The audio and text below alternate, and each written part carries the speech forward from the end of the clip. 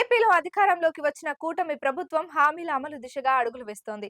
Super six లోని మహిళలకు ఉచిత రవాణా హామీపై చంద్రబాబు సర్కార్ దృష్టి పెట్టిన విషయం తెలిసిందే. కుప్పం పర్యటనలో ఉన్న CM Chandrababu Kuppam RTC bus stand depot ఆధునీకరణ పనులకు ఆదేశించారు. ఈ మేరకు రవాణా శాఖ మంత్రి రాంప్రసాద్ రెడ్డి కుప్పంలో ఆర్టీసీ కొత్త బస్సులను ప్రారంభించారు. మహిళలకు ఉచిత బస్సు అమలు చేస్తున్న తెలంగాణ, కర్ణాటక రాష్ట్రాలలో పరిస్థితిని అధ్యయనం చేస్తామన్నారు. లోటుపాట్లను గుర్తించి ఏపీలో పకడ్బందీగా అమలు చేస్తామని చెప్పారు. సీఎం చంద్రబాబు కుప్పం పర్యటనకు రావడంతో సుమారు 30 బస్సులు కుప్పం డిపోకు వచ్చాయన్నారు. గత ప్రభుత్వం ఏ శాఖను వదలలేదని విమర్శించారు మంత్రి రాంప్రసాద్. 5 ఏళ్లలో ఎన్ని వీలైతే అన్ని విద్యుత్ బస్సులు తీసుకువస్తామన్న మంత్రి ప్రభుత్వంలో ఏపీఎస్ ఆర్టీసీని 100% విలీనం చేసేందుకు కృషి చేస్తామన్నారు. డీజిల్ రేట్స్ తగ్గినా బస్సు ఛార్జీలను పెంచిన ఘనత గత ప్రభుత్వానిది అంటూ విమర్శించారు. జగన్ మాటలను ప్రజలు వినే పరిస్థితి లేదని అన్నారు.